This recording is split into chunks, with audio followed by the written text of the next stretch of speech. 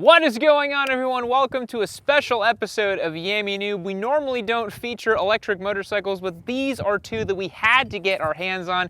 These are the Livewire 1? Is that what they're called? Livewire 1. Livewire 1. No more, don't even say the HD word, even though you can spot it all over this bike. We are riding and reviewing these motorcycles today, and honestly, it may surprise you with what we actually think of them. Stick around, it's gonna be a good one.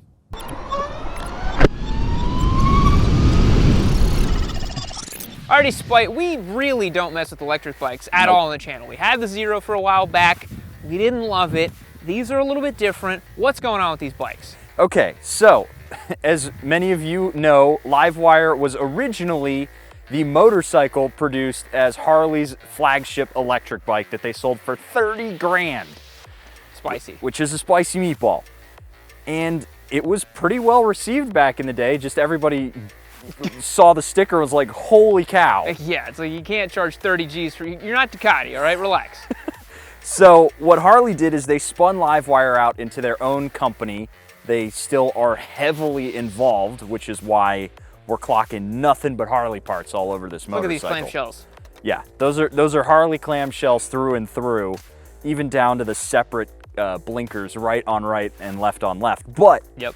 Beyond all of the Harley parts on here, what we're most interested in are the specs. 100 horsepower and 85 foot-pounds of torque. Not bad. Out of this bike, which is a solid amount. It's not the like crazy biblical 140 foot-pounds that the Zeros claim, although we'll talk a little bit more about how it feels out on the road compared to those motorcycles.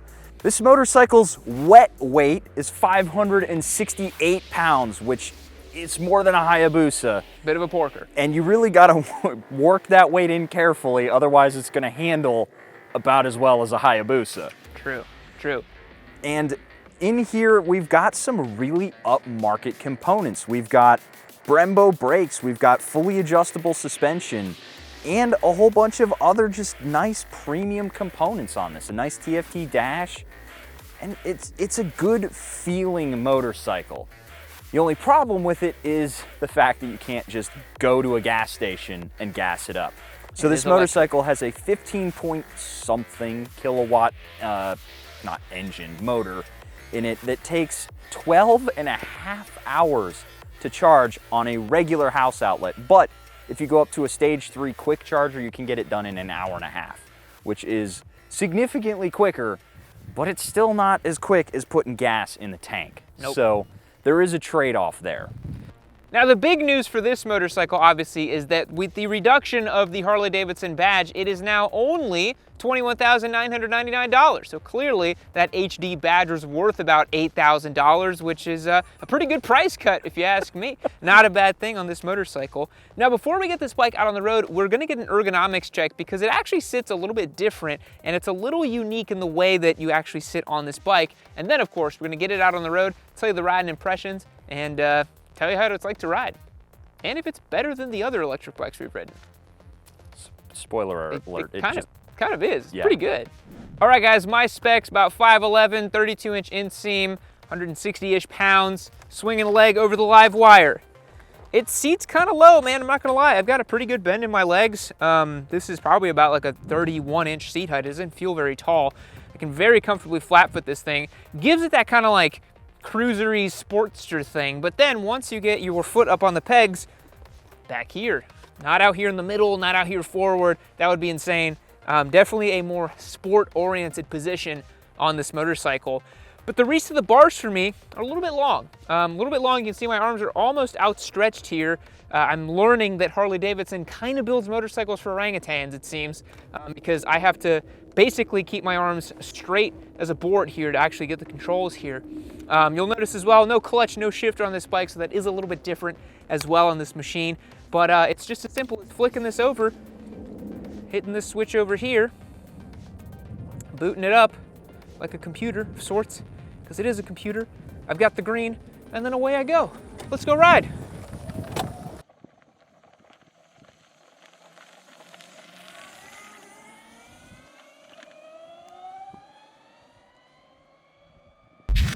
Whew, jeez.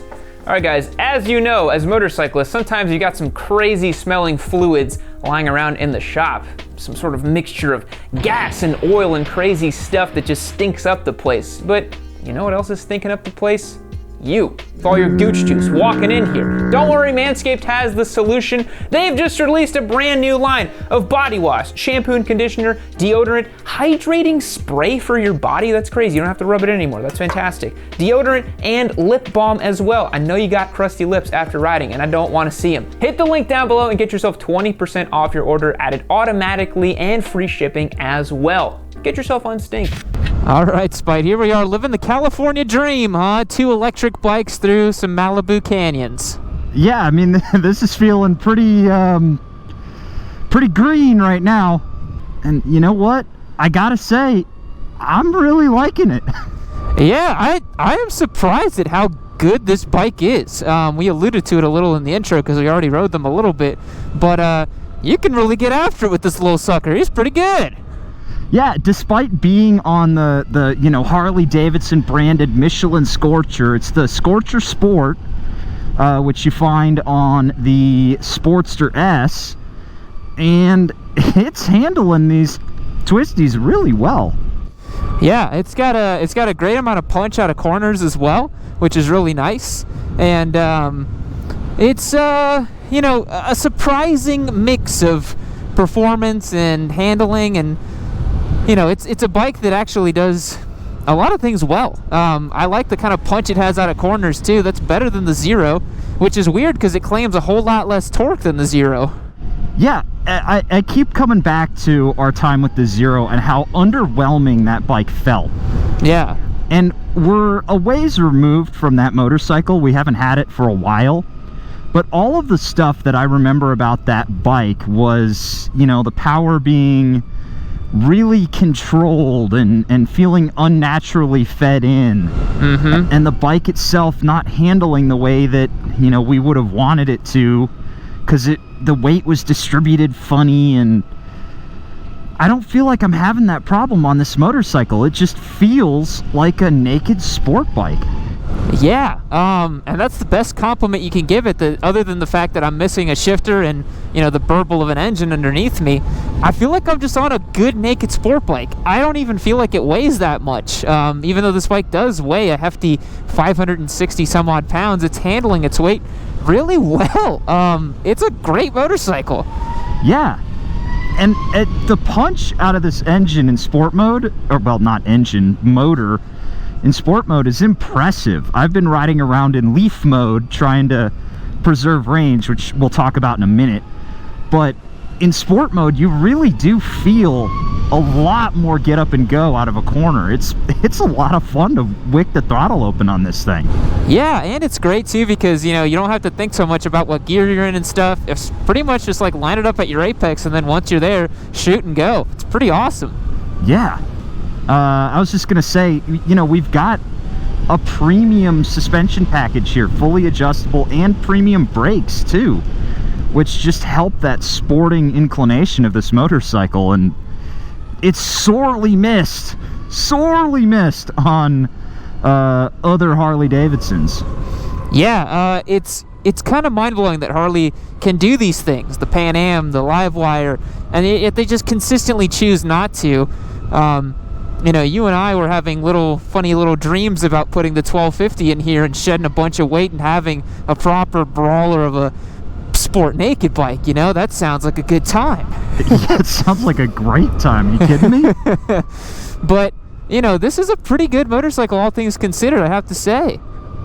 Yeah, it really doesn't feel as muted and sad and dystopic as all of the other electric bikes felt. Like, it felt like we were flirting with the end times of fun motorcycles before. This is enjoyable. Yeah. And again, we are on the most flattering of flattering routes. I remember when we were going straight on the PCH after we picked these bikes up, it was a little sad. I was like, man, I kind of miss having a shifter and a clutch, and, you know, my left side of my body isn't as busy as I'd like it to be. But now that we're out here in these twisties, I can focus on my corners, I can, you know, have some fun with it, and it's pretty rewarding to ride, I gotta say. Yeah. But as soon as I look down, I see, you know, my little iPhone-esque charge level going down, down, down, and my anxiety goes up, up, up, and that doesn't change, you know? Yeah, that is still ever present on these motorcycles, and the more fun you have on it, the less time you can have having fun on it. Yeah. Like, your range is directly improportionate to your fun factor. It's a good amount of fun factor though, dude. I'm enjoying this bike. It flicks in beautifully. Yeah, I really like this package. It is a ton of fun. I did not expect it to handle this well at all, at all, at all. I saw the wheelbase and I saw the setup, and I was like, I don't know, but you know, other than the ergos being a little funky, if they shorten this bike up a little bit and put the handlebars in a bit of a tighter position, boy, that would really work for me. Yeah, I'm just having a ton of fun here. It's shocking, again, you said it before, what they can do when they put their mind to it. And this is what I've been saying. I've been screaming this stuff. I've been blue in the face. Harley has, when they put their mind to it, they have so many passionate people and people who want to make really cool motorcycles. Yeah. And corporate's just like, okay, here, Road Glide ST. Yeah, I rode the Pan Am a little bit earlier today, and now I'm riding this, and I don't know, I've ridden the M8 offerings from Harley, and I'll take this or the Pan Am as the future any day over those old M8s, man. I'm sorry, but I can't get with it, not when I know that they can make this. Yeah, it's the more I ride the modern Harleys, the more I'm having a hard time getting back on the big, lopey, air-cooled V-twin cruisers. I mean, this handles better than any Harley I've ever ridden. Hands down. It flicks in beautifully. Look at that. And I like the power delivery. The power delivery is long and linear, where it doesn't hit that wall that the Zero hits. Yeah. It's it's really linear. It feels really progressive and rewarding to get on the gas with it, or get on the electric with it, you know? Mm-hmm. But let's talk about some cons, man. I think that for me, the biggest con on this bike is the price. God, it is so expensive. 22 G's for this thing. That's Street Fighter V4 money. That's well over Aprilia Tuono money. And I don't know if you're getting as good of a bike as those. This to me kind of feels like a well-sorted MT-09 in terms of its power and its flickability and performance, you know? And that's a bike that comes in right around $10,000. So why should I pay 2x for this experience? It's a hard pill to swallow. And yeah, a bunch of people are going to be like, oh, but the rebates, you'll save money in the long term by getting this. But Man, will you, though? I know gas is getting expensive, but you got to wait a long time for that to work out. Yeah. That payback period would be huge. Yeah, it's really tough to get over that price point. At 30 grand, it was a non-starter. Completely. At 22, I can almost see somebody making the case, especially if they're, you know, in a more cash-strapped position and they want a motorcycle, but, you know, they don't want to pay for what we saw, $6.59 for gas at Supreme here. Yeah, I spent $40 to fill up 2 motorcycles. It's absolutely unconscionable. I think some other cons on this motorcycle, I mean, it's a little bit weird to get used to the riding position. The riding position isn't quite right. Yeah, it's a little funky still. It looks like it's still a holdover from like them wanting to acquiesce to cruiser boys a little bit.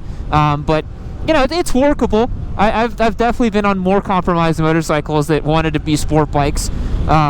This is fine. Like I said, I would shorten up the whole thing.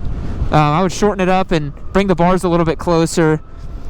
I think the rake and the flicking is great, though. I wouldn't change that. This feels awesome. Yeah, just shortening the wheelbase just maybe a little bit and then sending the bars further back towards the rider. Oh, man, you can really hustle, huh? Jeez.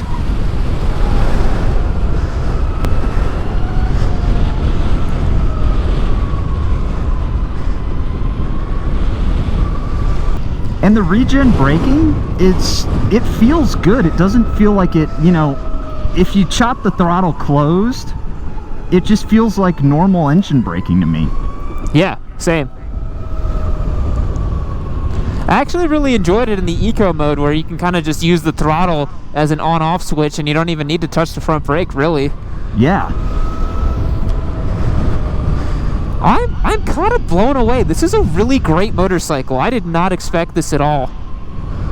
Here's a question for you. So we balked a little bit at the $22,000 price tag. Where do you see this price? Where do you see this being priced and suddenly being attainable or desirable? I think, man, it's so tough because the electric bike market's so weird.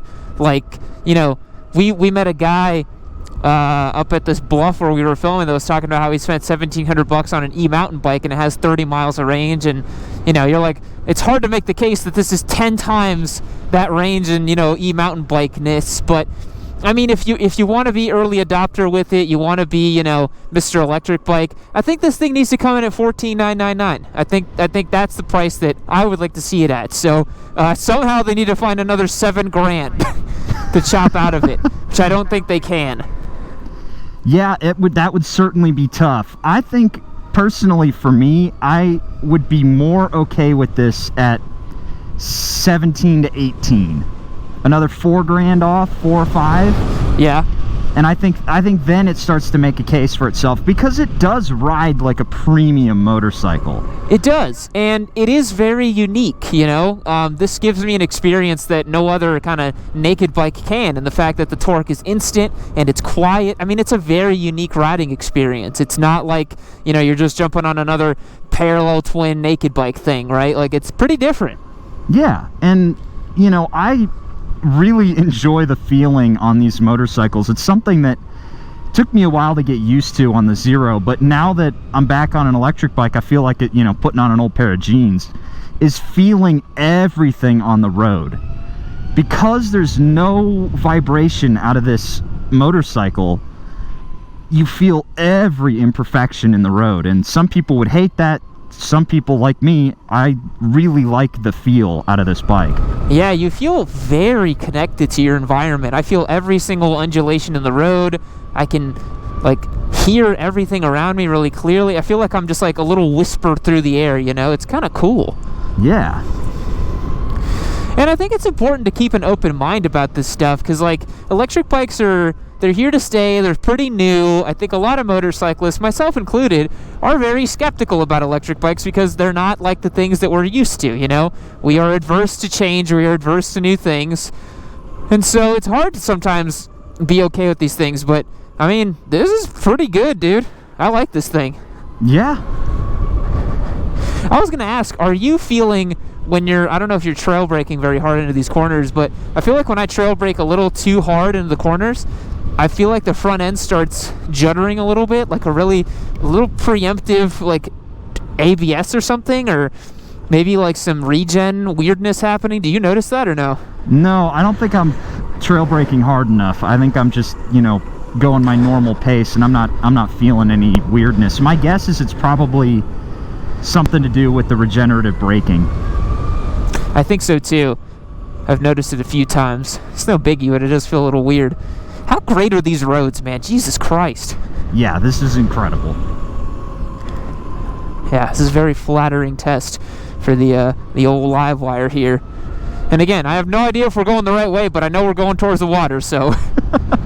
You know, it might be super flattering, but if these bikes sucked on the side of the tire, it would be damning, you know? Yeah, I mean, this is where it just cannot suck here. It has to work. It has to do well. Proceed when clear. I guess it's clear. I'm gonna go. I was about to shift into second. You have to really retrain your brain. All right, folks, we're back here in the shop at Yami Noob HQ. We have been anointed by the Livewire's presence out in California. Those beautiful Malibu roads all seem a distant dream now, don't they? Yeah, there was something special about rolling down Tuna Canyon with just the sound of the wind in your helmet and that like little zing of the electric motor. That was really cool. Yeah, just the engine brake, golden hour, one way down Tuna Canyon. If there was ever a perfect motorcycling experience, that was pretty much it. Yep. So the roads are very flattering, obviously, but we feel that the Livewire was pretty freaking good, right? Like, Yeah, surprisingly so. Like the Yeah. whole package was just a genuinely well screwed together motorcycle. Yes, I was shocked. I really thought it was going to be a hodgepodge Harley-Davidson product, but it turns out that when the motor company wants to, it can build something pretty good. Yeah, which is all the more infuriating to So me. frustrating. They still just stick to the same old, same old. Yeah. Because man, when they really try, they do some really cool stuff. Yeah. And I think the main takeaway for me was that this just wasn't any old electric motorcycle. No. This was it had a personality about it. Yeah. Which was really something I didn't anticipate. I kind of went in being like, this is gonna be, just a fancy black Zero with some orange pinstriping. Yeah. But no, it really wasn't. It was its own thing. Yeah, I was really surprised at how different it felt from the Zero, because I thought that electric motorcycles were a pretty ubiquitous experience. I was like, how can you engineer character into something so soulless, It's just a motor in the middle of the frame. But they actually, between the chassis design and the way it flicked in and the way it made the power, actually injected some fun factor into that bike. I liked it a lot more than the Zero, personally. And now I'm curious to try more electric bikes and see if they have more of that flavor and character. But so far, the Livewire is top of the heap for sure. Oh yeah, I mean the experience that I've had on an Energica is fairly similar to what I had on the Zero. It was kind of like, this is cool, but it's like it felt a little odd. And I'm thinking maybe now with some Livewire experience, going back and retrying that Energica might open my eye a little bit more. I think the thing that just blew me away was how it felt normal. The throttle felt so normal. Yeah. It didn't feel muted. It didn't feel controlled. It didn't feel like it was limiting the power that it was feeding in any artificial way. Where the Zero, it was like, yeah, we've got 140 foot-pounds of torque. You can't have any of it, though. Can't have it now, nope. Yeah, it felt like a naked bike that was always in the right gear. You know? It felt like you were on like an MT-09 or a Z900 or something, and you were just always in that perfect gear with the perfect power out of every corner. I liked that a lot. It had a good amount of snap out of every corner that we encountered. It was a lot of fun. And I mean, even the Leaf mode, which was the biggest regen, chilled out mode, was still really fun. Yeah. And I think what blew me away in that mode was how good the engine braking felt. Yeah. You didn't even have to touch the brakes going down those canyons. You just roll off the gas, roll back on it, roll off. It was just so nice. Yeah. Such a unique experience on that motorcycle. I think in a world where gas is increasing double-digit percentage points every day, apparently now, the Livewire starts to make a case for itself, man. Like, it cost us $42 to fill up 2 motorcycles in Malibu. Yeah. That's crazy, guys. Like, ouch, And the Livewire, you can charge it up in, how long was it on level 3? On level 3, it's an hour and a half. Hour and a half. You get it charged up, and for the experience I had, I was like, it made me excited for electric bikes. Yes. It made me be like, okay, no, there is a path. There is a future. If we have to completely get rid of our beautiful ICE engines, there is a way to still have fun with these things. Which, with the Zero and the other bikes I've ridden, I was kind of like, the end is near, Yeah, it felt very apocalyptic. Apocalyptic, yeah. Question, though. At $22,000... Are you going to run out and get a Livewire? No, I can't make the case for it, man. That's $2,000 more than my Turbo Hayabusa! I made it in this video. I mentioned my Turbo Busa in this video, guys, right there at the end.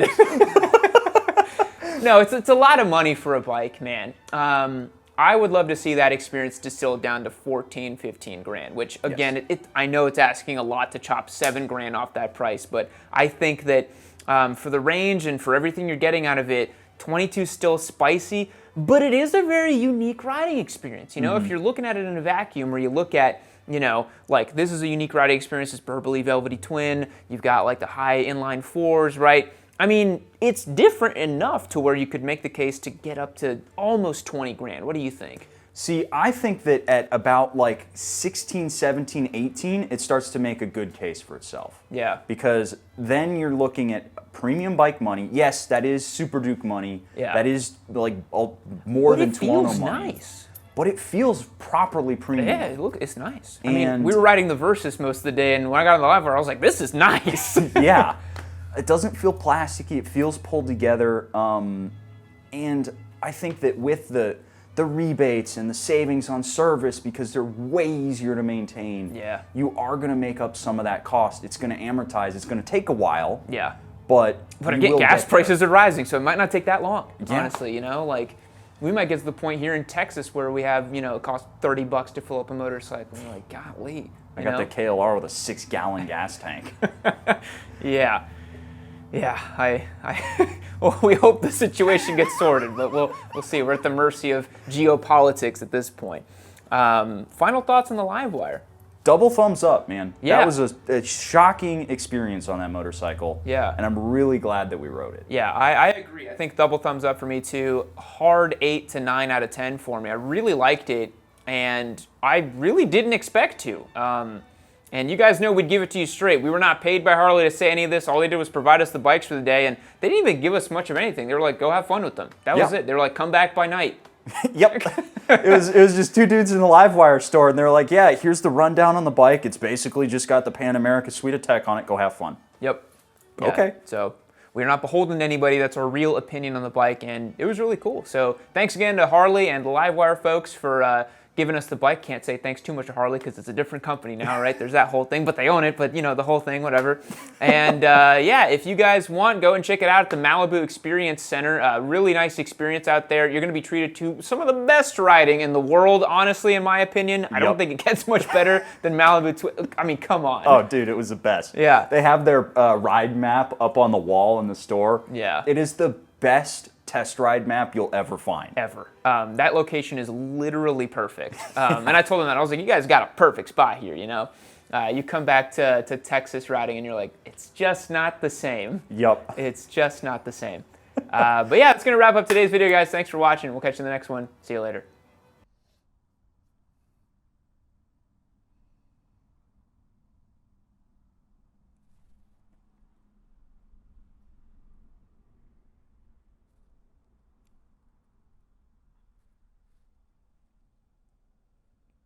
Keep watching Amy Noob!